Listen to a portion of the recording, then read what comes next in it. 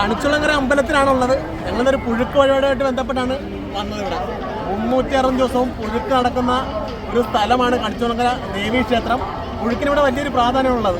അപ്പോൾ ഞങ്ങളവിടുത്തെ പിള്ളേർ സെറ്റും വലിയവരെല്ലാം കൂടെ ചേർന്നാണ് ഞങ്ങൾ വന്നിരിക്കുന്നത്. ഇവിടെ ഇപ്പോൾ ഉത്സവം നടന്നിരിക്കുന്നത് കേട്ടോ. അമ്പലത്തിലെത്തി രസീത് മുറിച്ചതിന് ശേഷമാണ് ഉണ്ട പുഴുങ്ങ് വഴിപാടിലേക്ക് ഞങ്ങൾ കടന്നത്. ഉണ്ട വേവിക്കാനായിട്ട് പൊതുമ്പ്, ചിരട്ട, ചൂട്ട് എന്നിവയാണ് പ്രധാനമായിട്ടും ഉപയോഗിക്കുന്നത്.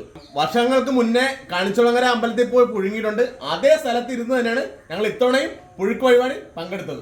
4 കിലോ നെല്ലുകുത്തിയരിയുടെ പൊടിയാണ് ഈ പുഴുക്ക് വഴിപാടിനായിട്ട് പ്രധാനമായിട്ട് ഉപയോഗിച്ചിരിക്കുന്നത്. പാളയം കുടപ്പഴവും ശർക്കരയും തേങ്ങയും പ്രധാന ചേരുവായിട്ട് വരുമ്പോൾ അണ്ടിപ്പരിപ്പ്, മുന്തിരി, ഈന്തപ്പഴം, ജീരകം, നെയ്യ്, ഏലക്ക ഇതൊക്കെ ചേർത്തുകൊണ്ടാണ് നമ്മുടെ പുഴുക്ക് വഴിപാട് തയ്യാറാക്കിയിരിക്കുന്നത്. ശാരീരിക വൈകല്യങ്ങളും രോഗങ്ങളും മാറുന്നതിന് വേണ്ടിയാണ് ഭക്തജനങ്ങൾ പ്രധാനമായിട്ടും ഈ പുഴുക്ക് വഴിപാടിൽ പങ്കെടുക്കുന്നത്. ഉണ്ട വെന്ത് കഴിഞ്ഞാൽ ആദ്യം കൊണ്ട് ദേവീ നടയിൽ സമർപ്പിക്കുകയാണ് പതിവ്. അപ്പൊ അതിനുശേഷം അവിടെ നിന്ന് തന്നെ അപ്പം തന്നെ വിതരണം ചെയ്യുകയും ചെയ്യും. അമ്പലത്തിൽ ഉത്സവം നടക്കുന്നതിനാൽ ഭയങ്കര തിരക്കുള്ള ഒരു ദിവസമായിരുന്നു. ഞങ്ങൾ ഞായറാഴ്ചയാണ് പോയത്.